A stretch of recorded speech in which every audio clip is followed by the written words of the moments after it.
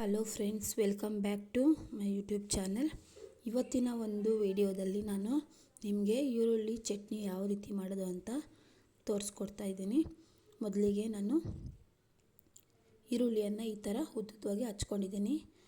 10 ಮೆಣಸಿನ್ಕಾಯಿ, ಎಣ್ಣೆ, ಕಡಲೆಬೇಳೆ,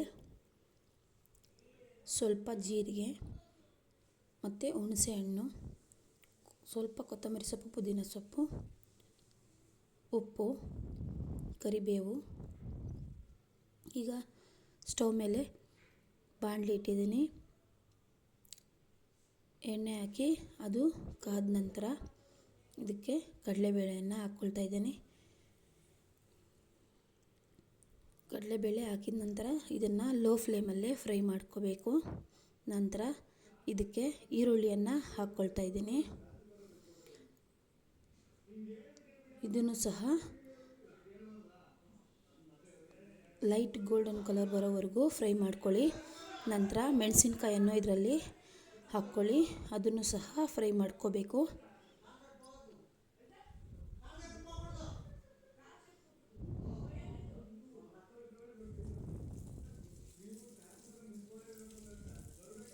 ನೋಡಿ, ಸ್ವಲ್ಪ ಬ್ರೌನ್ ಬಂದಿದೆ. ಈಗ ಇದಕ್ಕೆ ಹುಣಸೆಹಣ್ಣನ್ನು ಹಾಕ್ಕೊಳ್ತಾ ಇದ್ದೀನಿ.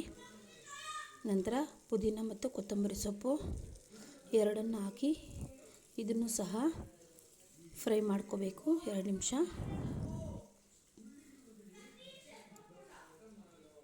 ಈಗ ರುಚಿಗೆ ತಕ್ಕಷ್ಟು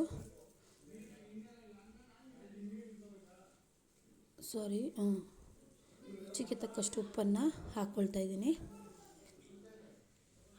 ಹಾಕಿ 2 ನಿಮಿಷ ಫ್ರೈ ಮಾಡ್ಕೊಳ್ಳಿ.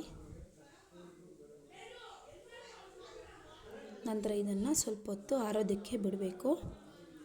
ನೋಡಿ, ಆರಿದ ನಂತರ ಇದನ್ನು ನಾನು ಮಿಕ್ಸಿ ಜಾರಿಗೆ ಹಾಕ್ಕೊಳ್ತಾ ಇದ್ದೀನಿ. ಇದನ್ನು ಜಾರಲ್ಲಿ ಹಾಕಿ ನುಣ್ಣಗೆ ರುಬ್ಕೊಳ್ಬೇಕು ಫ್ರೆಂಡ್ಸ್. ಇಷ್ಟೇ, ತುಂಬಾ ಈಸಿ ಹಾಗೂ ಟೇಸ್ಟಿಯಾಗಿರುತ್ತೆ. ಚಪಾತಿ, ಮುದ್ದೆ, ಅನ್ನ, ರೊಟ್ಟಿ ಮತ್ತು ಪೂರಿ ಎಲ್ಲದಕ್ಕೂ ಆಗುತ್ತೆ ಫ್ರೆಂಡ್ಸ್. ನೋಡಿ, ನಾನು ಈ ಥರ ನುಣ್ಣಗೆ ರುಬ್ಕೊಂಡಿದ್ದೀನಿ. ಇದಕ್ಕೆ ಈಗ ಒಗ್ಗರಣೆಯನ್ನು ಹಾಕ್ಕೊಳ್ತಾ ಇದ್ದೀನಿ. ನೋಡಿ, ಬಾಣಲೆಯಲ್ಲಿ ಸ್ವಲ್ಪ ಎಣ್ಣೆ ಹಾಕಿ, ಎಣ್ಣೆ ಕಾದಿದೆ, ಅದಕ್ಕೆ ಸಾಸಿವೆಯನ್ನು ಹಾಕ್ಕೊಂಡಿದ್ದೀನಿ, ಕರಿಬೇವಿನ ಸೊಪ್ಪನ್ನು ಹಾಕಿದ್ದೀನಿ. ನಂತರ 2 ಮೆಣಸಿನ್ಕಾಯನ್ನು ಹಾಕಿ ಸ್ವಲ್ಪ ಫ್ರೈ ಮಾಡಿ ಈಗ ಚಟ್ನಿಗೆ ಅದನ್ನು ಹಾಕ್ಕೊಳ್ತಾ ಇದ್ದೀನಿ ಫ್ರೆಂಡ್ಸ್.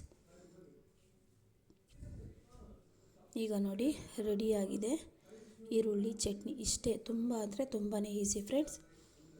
ಈ ವಿಡಿಯೋ ಇಷ್ಟ ಆದರೆ ನಿಮಗೆ ನೀವು ಒಂದು ಸಾರಿ ಮನೇಲಿ ಟ್ರೈ ಮಾಡಿ ಹಾಗೂ ಹೇಗಿದೆ ಅಂತ ಒಂದು ಸಾರಿ ಕಮೆಂಟ್ ಮೂಲಕ ತಿಳಿಸಿ ಫ್ರೆಂಡ್ಸ್. ಮತ್ತು ನಿಮಗೆ ಈ ವಿಡಿಯೋ ಇಷ್ಟ ಆದರೆ ಸಬ್ಸ್ಕ್ರೈಬ್ ಮಾಡ್ಕೊಳ್ಳಿ. ನಾನು ಮುಂದಿನ ವಿಡಿಯೋದಲ್ಲಿ ಸಿಗ್ತಾಯಿದ್ದೀನಿ. ಇಲ್ಲಿಗೆ ವಿಡಿಯೋನ ಸ್ಟಾಪ್ ಮಾಡ್ತಾಯಿದ್ದೀನಿ ಫ್ರೆಂಡ್ಸ್.